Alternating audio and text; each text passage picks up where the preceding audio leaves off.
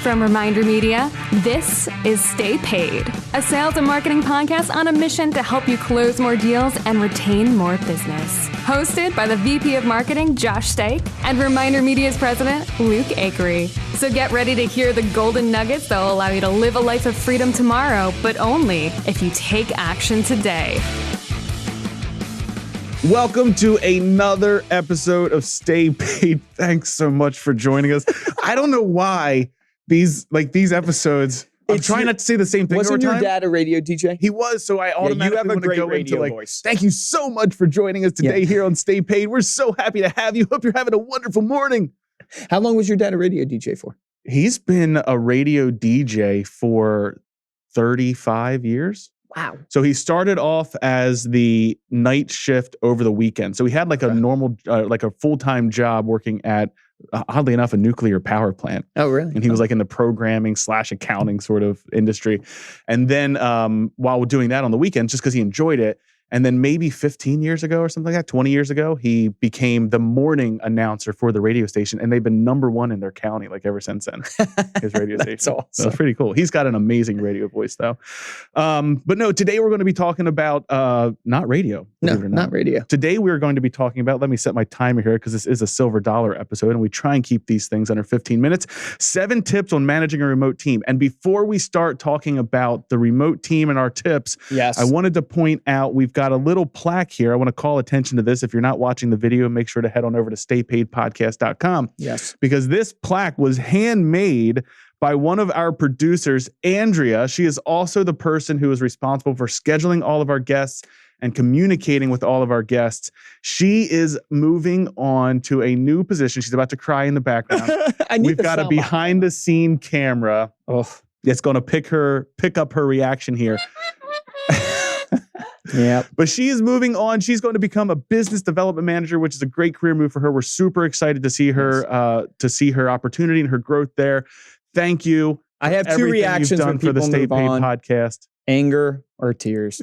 I think I might throw this potted plant. You know, wait, is this one tears or anger? No, this is anger. Like when you lose someone of value, it's anger. I got to throw the potted plant. Here's the thing. It's like with people, and we're going to talk about managing remote teams, which just gets into the team and leadership and stuff like that. You know, one of the main principles of leadership is helping others, helping the people under you specifically, but leadership is not just hierarchy, but helping people achieve what they want and achieve their dreams. And if you can help others achieve what they want, then in the end, you end up going further and achieving what you want. And so Andrea's going on to achieve a career move, but sad. Our loss, their gain. We won't even speak of the other company's name. We're not going to hear us say your name. Thieves. Yeah. No, but right now, working remotely or working from home has become more than a trend. Overnight, it's become a necessity for companies to continue to support their clients, continue selling and developing new products. We've seen this hit every single industry that we've worked with, and it's left thousands of team leaders and managers who find themselves suddenly managing a completely remote team, or independent professionals having to manage their own time without the accountability of a physical office to check into. So whether you run a team or your own boss, here are some tips that we've curated from an article on Inc.com. Yes. So we're going to give our opinion. Yeah, these are their 7 tips. We're going to give our thoughts on each of them. Because how long have we been managing a remote team now? 2 months, 3 months. 4 months? It's been since March. Oh my gosh, dude. Yeah, you're right. 4 months. I think so we have about 200 we had 128 people. days or something like that. Yeah, so about 200 people from home that we're managing remotely. So we've had a little bit of experience. We've had a little bit. So we're going to give you our opinion on these tips and what we've seen in practice and reality and what we've seen work for us. And then we want to hear from you. So make sure you're checking out the YouTube video and leaving comments on your thoughts on these tips, or if you've implemented them into any of your own daily work habits. So the first one, and this is the most important one, this is something we did when we were in the office, more from a team meeting, morning motivation hype standpoint. Pump people up. But it is to have a daily check-in with your team. Actually, I would say, I would even apply this to more. What we're trying to do in sales now is not just have daily check-ins as a team huddle, because you should always be doing a team huddle. I think across departments, like we have an IT stand-up, we have a marketing stand-up, we have a sales stand-up. So it's not just about inspiration. And then we have an all-staff one every 2 weeks. Right, every 2 weeks we have an all-staff. But with sales and stuff, we're actually checking in on people throughout the day. So we're trying to implement a morning huddle, an afternoon huddle, an evening huddle to try to keep people more focused, because when you're in your own home office, it's it's easy to live in your little box and become unmotivated and become in where you're just like in this kind of tunnel and you don't realize there's a world out there. No, it's completely true. And I mean, it's the idea. And like some people hear that and think, oh man, why do they keep checking in with me? But that's not what it really is about. We've had so many people appreciate the check-ins more because it's like, okay, I'm just kind of getting an update. I'm getting to see other people. Like you kind of, when you see other people in Zoom, you're like, people, it's amazing. I love all of you. I miss you so much. But it's really fun. We have our big, our all team meeting every 2 weeks, and it's sort of the same feeling, where it's like, everybody, hi. Yeah, you're alive. But that leads us into the second tip, which is to communicate a lot. And we learned this super early on. There was no such thing as over communication when it came to working remotely and separate from each other. That's the number one principle in crisis management. Communicate, communicate, communicate. So in working from home, it's like when you're not in proximity, it's easy for people to feel separate. And so you over communicate, one, to bring people close. But this is a principle for business. And I was listening to Mark Laurie, who's the guy who started diapers.com and he's had like 4 home runs that he's done. And he was talking about one of the main jobs of a leader is to over communicate the vision to where there's no mistake of where you're going. And if you translate that down to your remote teams, your team should not for a second doubt what they should be doing or where they're going. Yeah. It's like almost having like a centralized direction and over communicating. So it's the rule for crisis management. It's the rule for, remote. Well, that plays really well into the next point, which is to manage expectations. I'm actually going to skip a tip because the segue is so good, but managing expectations is all about clarity. Right. It's all about making sure that everyone on the team is clear of the expectations, whether that's the numbers that they need to hit, the KPIs that ultimately drive those numbers, but also making sure that you are factoring in the fact that the work environment has changed. So sometimes that's even checking ourselves and be like, boy, am I managing my expectations? And then making sure that you're providing clarity down to your team members. What you think you're saying versus what the other is hearing. That's so true. Well, we read a stat the other day that was super true, and that I 100% am sure that this happens in management or across communication situations as well, where it was like 70% of salespeople thought that they were clearly explaining their pitch, and like 20% of prospects were understanding the pitch. Yeah, that's unbelievable. Yeah, it's the more simplistic and clear you can be, the better. Kiss. Yeah, keep it stupid. Keep it stupid. Keep it super stupid. No, keep it simple, stupid. The next one, here's your sign. This one's obvious, and we've all been having to adapt and learn new technologies, but it's to take advantage of the technologies, whether it's communication tools or it's presentation tools. Yeah, we sent like cameras to all of our people, which was unfortunately expensive. It was like these cameras that were normally $59 during COVID are $130, but it's made a huge difference. Everybody having a camera on the sales team, everybody having a camera on client success. Zoom, we use our team software, Microsoft Teams. Yep. That's been helpful. Although I would say to Microsoft Teams, hurry up and program so I can see everybody on camera, not just 9 people. Hashtag Microsoft. Yeah, they are catching up there a little bit. But other things like project management software, like we have now shifted into fully project management software. It's called Rike, W-R-I-K-E. But what that allows us to do is it actually allows us, and it's given us so much more clarity today, which is amazing, than 4 months ago in terms of where our time is being spent. So we actually tag all of our projects and our tasks. Yeah, this is incredible because there's nothing like seeing a pie chart of where you're spending your time and going, holy crap. Yeah, well, we have it tagged with multiple fields where it's like asset type, because we're a creative and marketing team. So we're making things, we're making videos, we're making landing pages.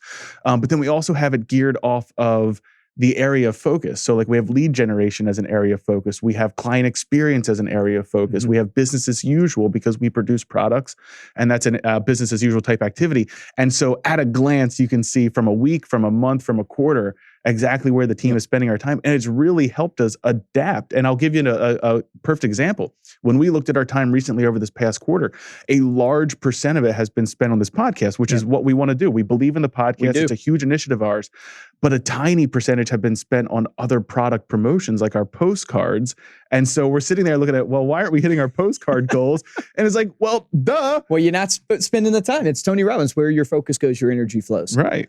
So again, make sure that you're looking after there's other types of project management. I don't want to call that one. There's Jira. Monday.com. There's Jira. Yeah, we use that for IT. We use Rike for creative because it's easier to review creative processes. Well, there's a review process. So we have to publish reviews, whether it's writing or it's art. And then you can. I don't think people realize we have outsourced developers, but we also have 8 or 10 developers internally too. Yeah. So software developers. So the next tip that Inc. gives, again, this is on their list, is focus on outcomes, not activity. Yeah, this is one I actually disagree with, but I understand. On the language. I understand. I think the heart behind what they're saying is don't micromanage.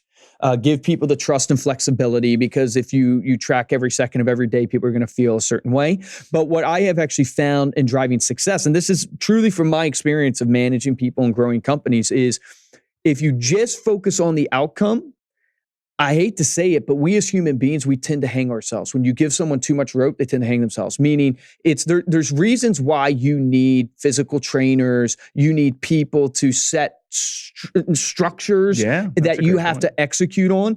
And what I have found is that it's not about focusing and measuring someone down to the second about their activity to judge them or whether they're working or not. What I flip it on its head and go, measure the activities that drive the outcomes, because guess what? A lot of times you're not going to get the outcome you want in sales. But if you were measuring, I know I need to make 200 dials today because if I do this, I will eventually get the outcomes I want. It's so much easier to run your business when you just realize, and especially with the market, everything that's happening on the market right now, and you're scared what's going to happen, double down on the activities that drive results and don't worry about what you can't control. Yeah. And so I get their premise, but I actually disagree with it. I say if you just focus on the outcomes, you're going to end up at the end of the month with a lot of missed deadlines, and you're going to wonder why. And you're going to realize that's because human beings, we need accountability every single day. And we need to be told you were supposed to do 200 push-ups. And that means to break down to 10 push-ups a day, whatever it is, and holding people to that. So that's my thoughts on that. That's fantastic. The next tip here is to resource your team. This is similar to the technology, but obviously make sure that you're taking the time to get yourself set up with what you need to work efficiently from home, whether that's from your company or it's giving your team that, or it's getting your own stuff. Yep. So many people don't set up a proper workspace within their home to be able to focus and isolate themselves like you would be able to do at an office or away from the home. So create that sort of almost physical barrier between your living space and where you're relaxing and then where you're focusing and working. You know how much bedhead I've seen since our employees working from home? It's kind of a pet peeve of mine. I'm like, did you not comb your hair this morning?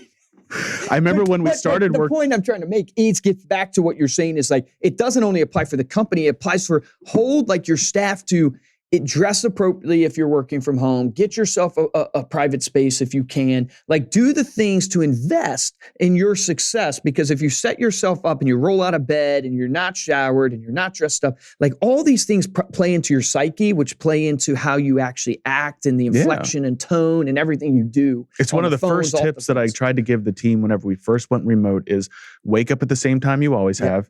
If you used to go to the gym, use that time to work out in the morning in your house, or use it for personal development. Read the Miracle Morning, learn how to talk about journaling.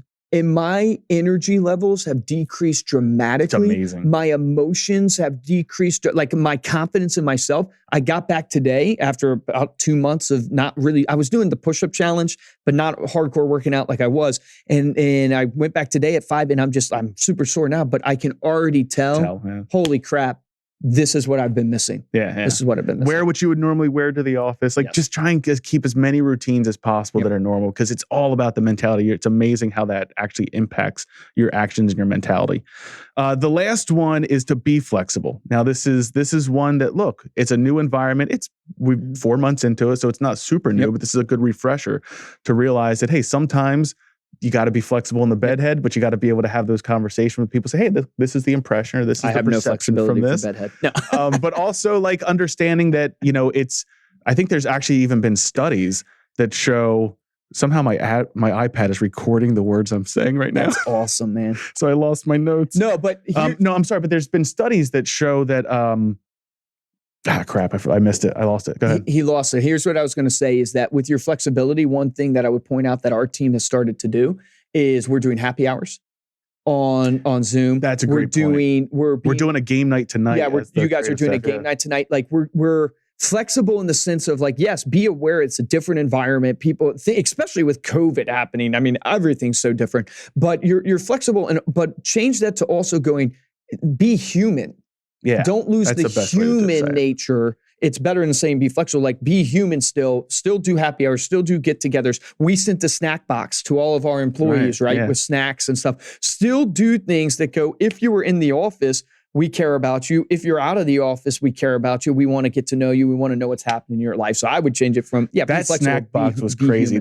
We have done some pretty big things as an organization. I mean, our holiday parties tend to be kind of epic. Outrageous. But the reaction from that snack box was one of the greatest reactions I've seen from everybody. So. Yeah, I was shocked. And so much so that people that didn't get theirs because it was delayed in the mail were like, hey, did everybody get a snack box? And I was like, I'm sorry.